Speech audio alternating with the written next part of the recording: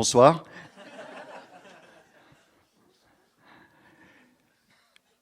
Shanghai n'est pas une ville. Ce n'est pas ce mot qui vient à l'esprit. Rien ne vient. Puis, une stupeur face au bruit. Un bruit d'océan ou de machine de guerre. Un tumulte. Un infini de perspectives, d'angles et de surfaces amplifiant le vacarme. Toutes les foules d'Elias Canetti se coupent ici, se heurtent et se multiplient, fuient à l'horizon, s'enroulent autour des points fixes, kiosques, bouches de métro, abris de bus, passages piétons. Des foules en procession et des foules fermées se pressent dans les parcs. Des foules semi-ouvertes, radiocentriques, chatoyantes, s'écoulent de la rue vers l'intérieur des hypermarchés, flux de chair et de choses, flux d'essence giclant, de vitrine en vitrine, grasses, pattes, filoches de doigts, odeurs.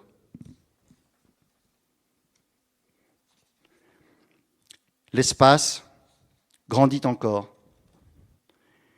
Des foules béantes s'étirent à perte de vue, disséminées le long des voies de chemin de fer ou étirées par les câbles de millions de grues. Des foules miroirs, enfin, se font face sur les boulevards, étrangement statiques, mastiquées, balançant leurs yeux et leurs cheveux noirs, chacune hypnotisant sa moitié complémentaire. Shanghai est à la fois mangouste et cobra. La stupeur se dissipe, la ville se dresse. Paysage vertical d'éléments inertes, signe de pouvoir. Paysage horizontal de matière vivante, expression d'un désir. Mises côte à côte, les parties de cet ensemble forment un décor, il n'a aucun sens. Je suis abruti par le décalage horaire, comme la vache qui regarde passer les trains. Je ne comprends pas ce que je vois, je suis fasciné par le mouvement. Au premier plan, des gens se massent sous les arbres rablés. Ils portent des voiles transparents. Ils vendent des os alignés sur une natte dans la forme approximative d'un squelette. Derrière eux, l'avenue bourdonne. Je les regarde comme Christophe Colomb, découvrant des ossements humains sur les plages de Guadeloupe, sans en déduire que les Chinois sont cannibales. Ces commerçants sont des Hatchang, un peuple de chasseurs nus du nord-ouest du Yunnan, aujourd'hui sédentarisés. Ils avaient la réputation de garder leurs prisonniers en vie durant plusieurs années avant de les manger.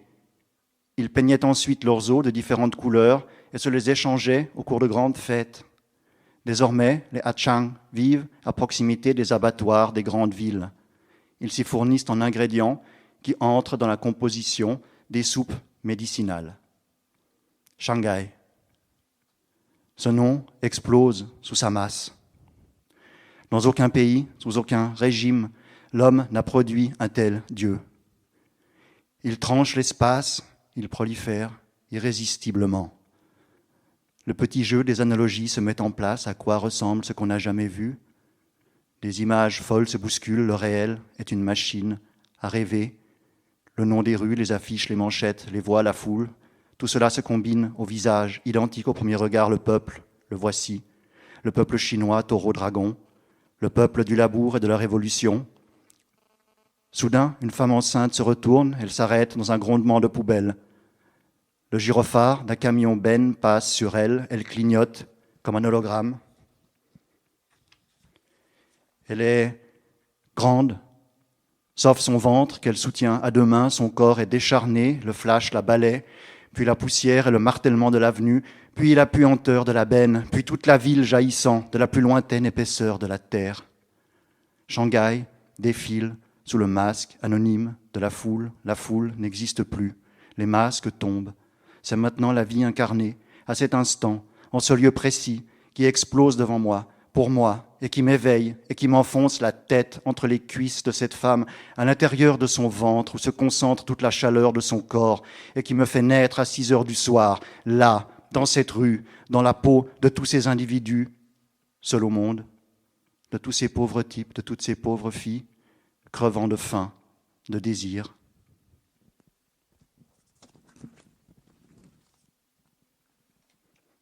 La Chine, Shanghai. Rien n'est à la mesure de l'individu, on perçoit un mouvement circulaire, on se laisse emporter. cet infiniment grand passe de l'ombre à la lumière. La nuit tombe, on est sous terre. Le jour se lève, on est au ciel, mais jamais on ne touche le sol. Les rues sont des tunnels aux murs gravés de signes cabalistiques, murs noirs d'une caverne, murs blancs d'un asile de fous. Combien de fois mourir de son vivant? Quelle place faire à la mort en soi pour écrire? Quelque chose se termine. Voilà ce qu'il m'est possible de dire, sans trahir ma médiation devant la ville, ni le sentiment diffus d'une autre réalité tout aussi présente à cet instant, que je ne peux qualifier qu'en termes d'oubli et d'enfouissement. Quelque chose se termine, cette chose. Je veux essayer de la rencontrer, sachant que Shanghai n'aura de cesse de me harceler parce qu'elle est belle et capricieuse, et que la réalité chinoise voudra me faire taire en me faisant écrire un texte qui la concernera, elle, exclusivement, elle et ses étés morcelés par la chaleur, brouillés de gyrophares, et ses crissements de pneus, et son odeur de gomme cramée, et sa foule corvéable, un ensemble qui bouge et qui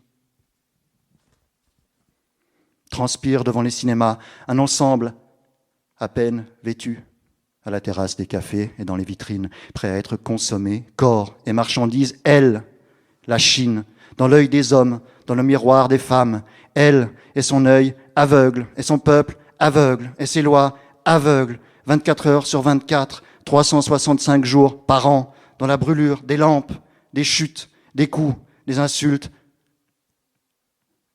Shanghai, en petite robe courte, aux longues jambes nues, aux mains gantées, fumant une cigarette à l'angle de la rue. Elle, la ville, et ses accidentés à genoux, assis hébétés dans le caniveau, la bouche ouverte, le souffle coupé, la gorge tranchée, prostituée, allongée, avachie, offerte, écartelée, pudique, modeste, soumise, digne, et morte au bout du compte, engloutie dans le noir étincelant de son trop-plein de vanité. Elle voudrait que je ne voie qu'elle. Je parie, malgré tout, sur le fait qu'il me sera possible de lui faire faux bon, qu'il existe une histoire parallèle à la ville. Elle débute là où m'apparaît mon impuissance à trouver les mots justes devant Shanghai, non parce que j'en suis incapable, mais parce que je scinde mes forces pour explorer deux mondes à la fois. Pourtant, je sais aussi que tout ce qu'il me sera donné d'écrire passera par cette odeur de brûlé, par ce bruit de collision, sera aussi, toujours, d'abord, l'histoire des victimes qui se comptent ici par milliers et millions.